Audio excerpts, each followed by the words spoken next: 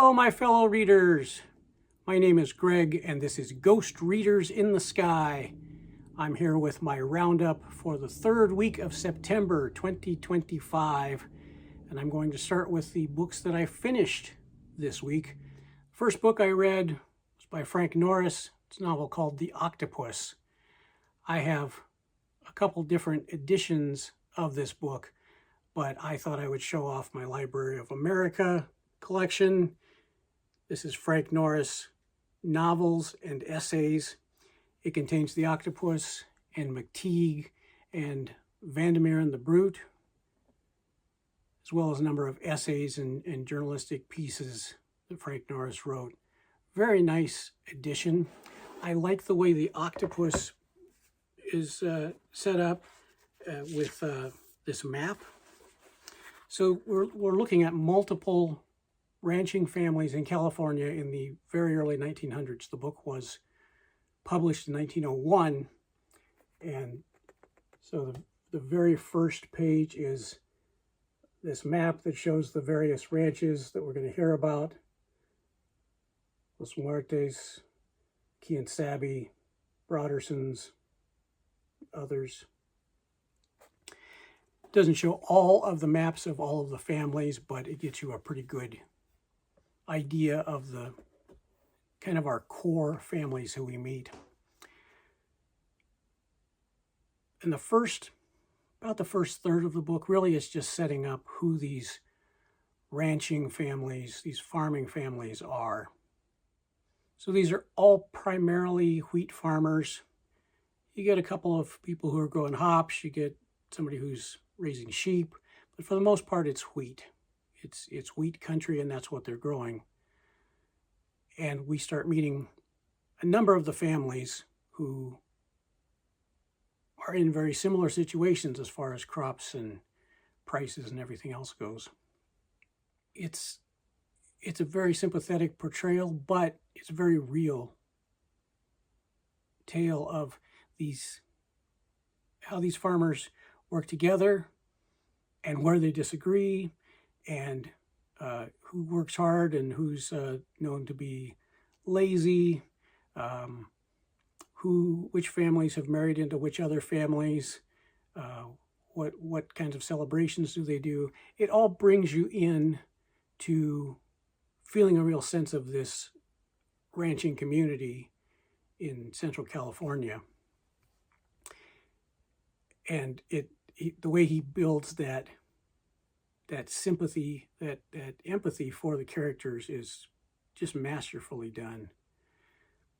In the second section of kind of three sections, the middle section is really setting up the conflict. So the railroads that were built across the United States, they were encouraged partly by being given land. Thanks, Lincoln. So for some amount of distance between the track and outward, they got alternating sections. A section is a square mile. And they got alternating sections, so it looked like a checkerboard. So the ranchers are all on this checkerboard land, this land with alternating sections. So they only control half of the land that they're on. The other land they're leasing from the railroad, but when the leases were set up, when the railroad was there helping to plot out the various farms and lease the property,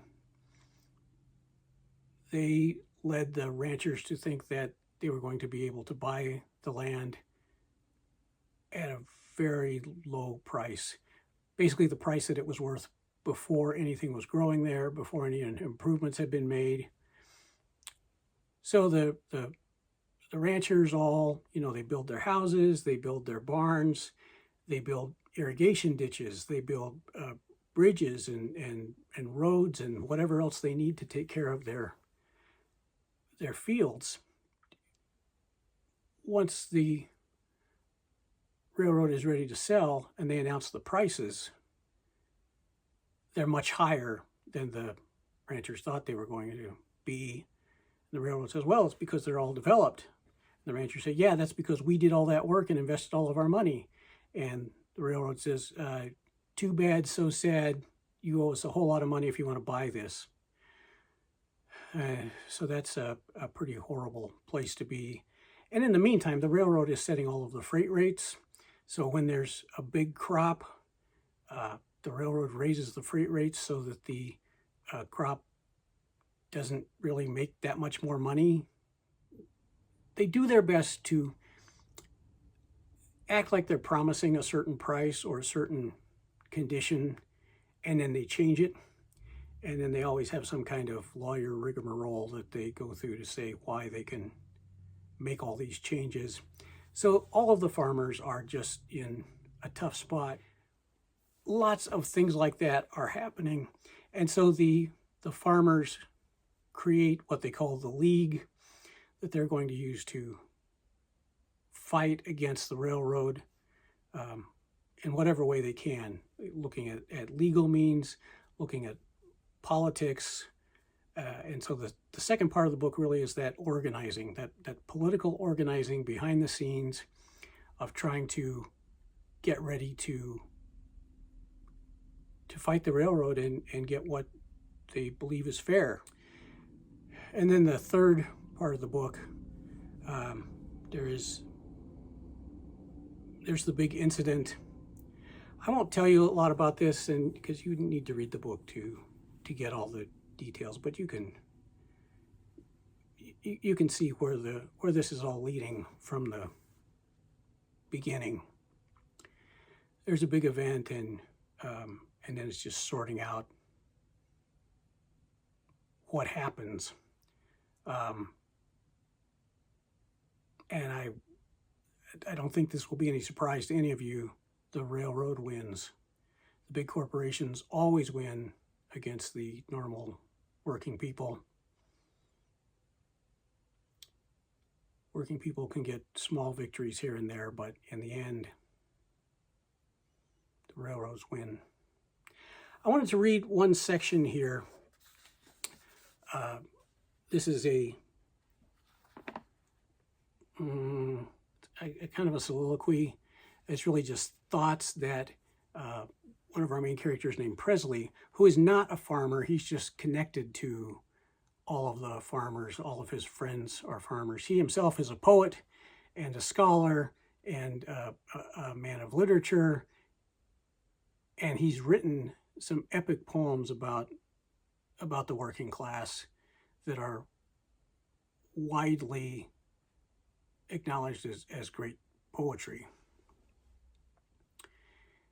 So as the book is winding down and he's reflecting, these are his thoughts.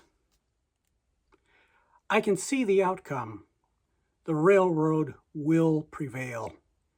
The trust will overpower us. Here, in this corner of a great nation, here, on the edge of the continent, here, in the Valley of the West, far from the great centers, isolated, remote, lost, the great iron hand crushes life from us, crushes liberty and the pursuit of happiness from us. And our little struggles, our moment's convulsion of death agony causes not one jar in the vast clashing machinery of the nation's life. A fleck of grit in the wheels, perhaps. A grain of sand in the cogs. The momentary creak of the axle is the mother's wail of bereavement, the wife's cry of anguish, and the great wheel turns, spinning smooth again, even again,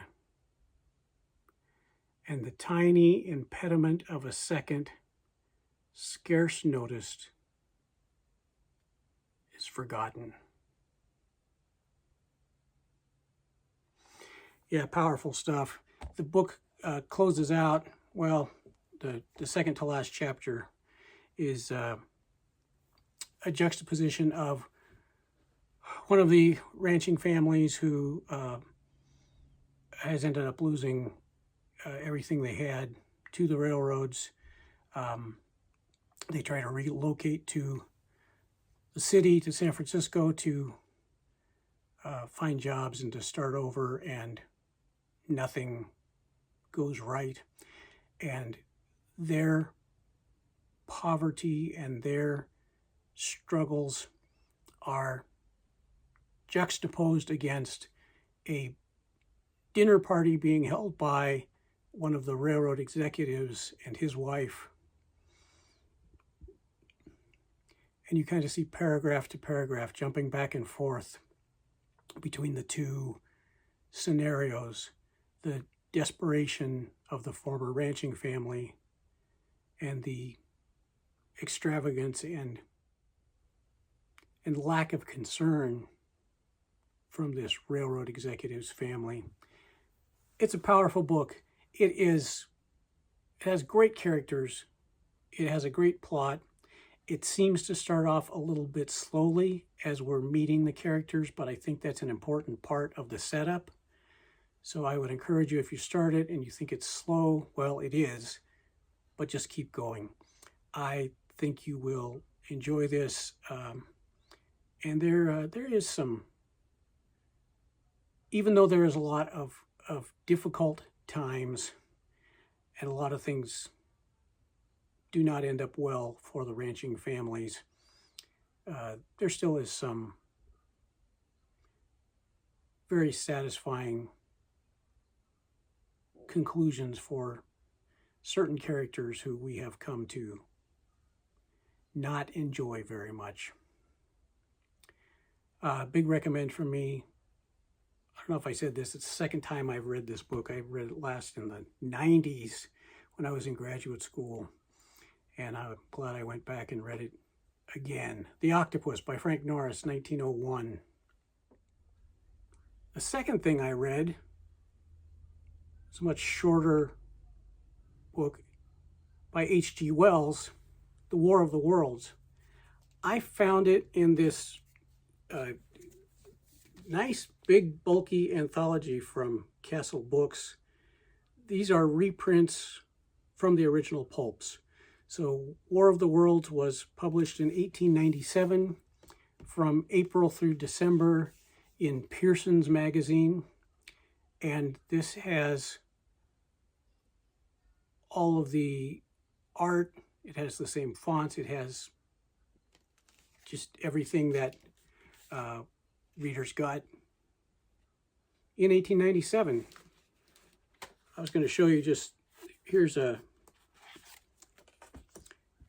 fantastic illustration of the Martian attack, and it just says, the caption is just "wiped out." These are all black and white. Just really gorgeous pictures and quite disturbing and scary, and I think they reflect the mood of this book really well. Illustrations were done by Warwick Goebel. Most of us know about War of the Worlds because of things that have happened in popular culture. So we probably all know the basic story. The Martians invade Earth. Probably a lot of you know the ending, so not really a surprise. I still won't spoil it, even though it's been 128 years since this was first published. But the whole setup is great. There is some science. This is definitely science fiction in that it does take a scientific idea. In this case, it's the idea of evolution, and that life has evolved on Mars, just like it has on Earth, but that evolution has taken some different tracks. Whatever natural selection meant for Mars and for the conditions on Mars, those are different from the conditions on Earth, and so the life forms that have evolved on Mars are different. And they are, we learn later, and at least the speculation of the scientific community in England, in and around London, was that the Martians were running out of resources and they needed somewhere else to live. And they looked at Earth and said, this seems like a good place. There's some nice discussion of the biology of the Martians, of some of the social patterns of the Martians, the how they reproduce. A lot of really interesting scientific jargon thrown in that fits the science fiction world. But then it's, clearly an adventure story. The premise is the Martians invade. They send these cylinders, and the Martians are little squiggly animals with tentacles. But they've built massive technology around them in order to move about, and their weapons are untouchable by what humans can do. They walk on legs, three legs in a tripod way. They don't use wheels. The Martians themselves are inside a hood on top that is able to be, well, they can do all the driving and manipulating and whatever. And they land in the country outside of London and just start, once they build their external shells, the machines that they get around in, they just start destroying everything. They have a heat ray that just burns up everything. And so this is told from the point of view of a man who lived through this. He's telling the story after the invasion is over, and the Martians are not a threat to Earth anymore, or at least not an imminent threat. And he's talking about what happened in the countryside and how the towns and the suburbs and what all happened there when the Martians came. And then he also relates from his brother, who is in London, what happens in the city. The refugee travels are just so amazingly told. And I know we hear about refugees and we hear about, hundreds of thousands of people being forced to leave their homes and go elsewhere. But it's not something that was being experienced by most of the readers of this story. And so London at the time had a population of 6 million. And so there are 6 million people trying to leave London at once, because they know if they stay, they will be destroyed by the Martians. And so the descriptions of how they're jostling for space in the roads, how families get separated, how carts are overturned, and horses that are drawing the carts are killed, how people are trampled.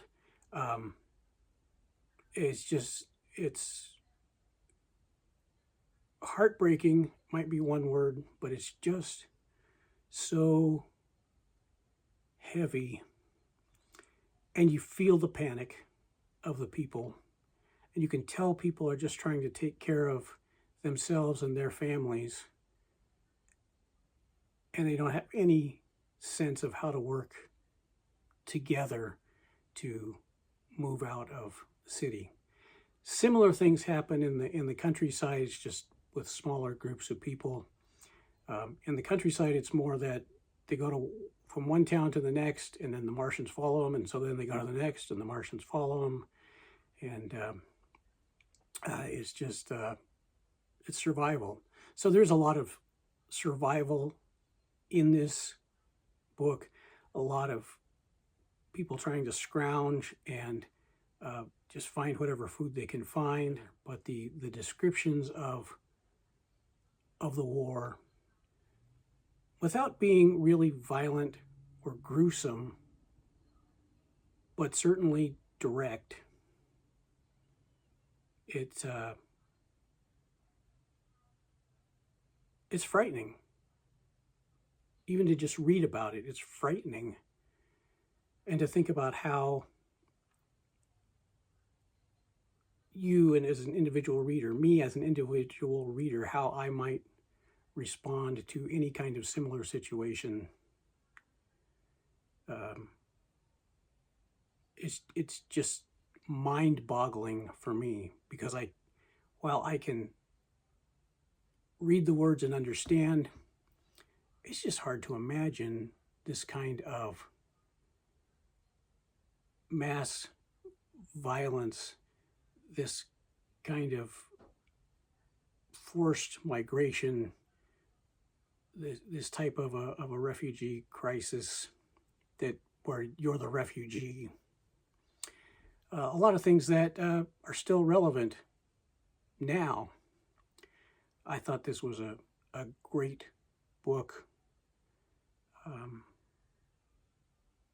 If you haven't read War of the Worlds, especially if you've, maybe you've seen some of the TV things, or maybe you've heard the radio play even, or you've other pop culture references to War of the Worlds, this is definitely worth reading on its own.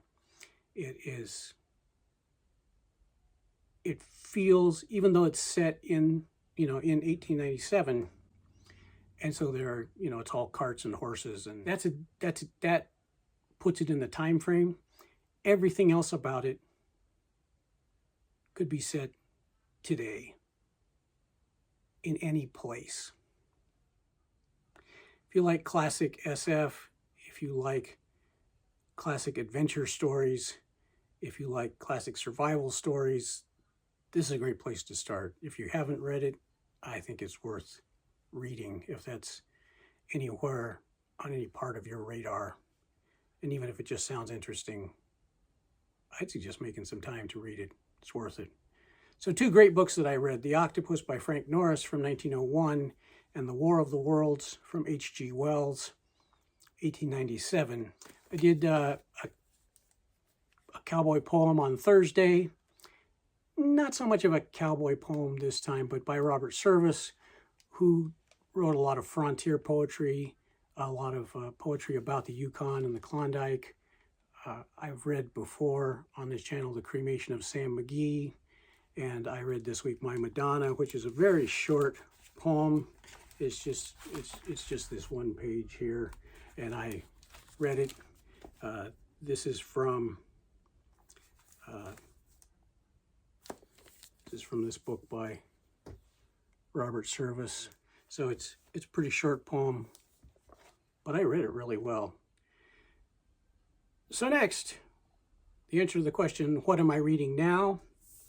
Well, I have pulled up, just because I want to. This is a mood read. It's something that I want to read, and it is from Rachel Carson. This is, again, the Library of America edition, Silent Spring and Other Writings, and I'm really focusing on Silent Spring, which I have never read. Written in 1962 and made a massive impact on just concern for the environment, led to actual legislative changes, was taken very seriously by President Kennedy, among others. And this is the text from the 1962 book, as well as the original illustrations, and it's done by Lois and Louis Darling. So those are scattered here throughout the work itself.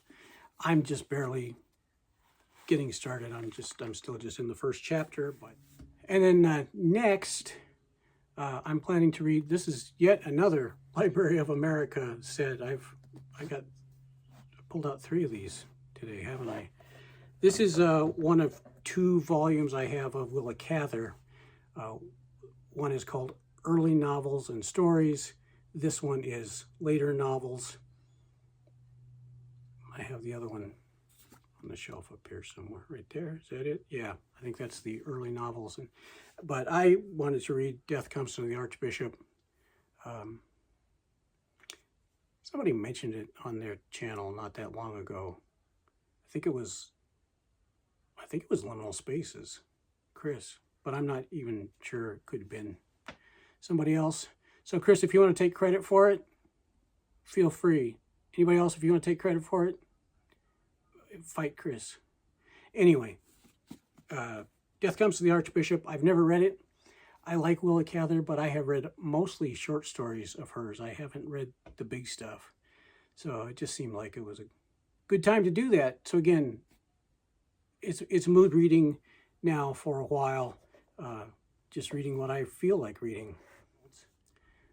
Thanks for sticking with me. Thanks for watching the video. Thanks to all of you who watched all the way from the beginning, all the way to the end.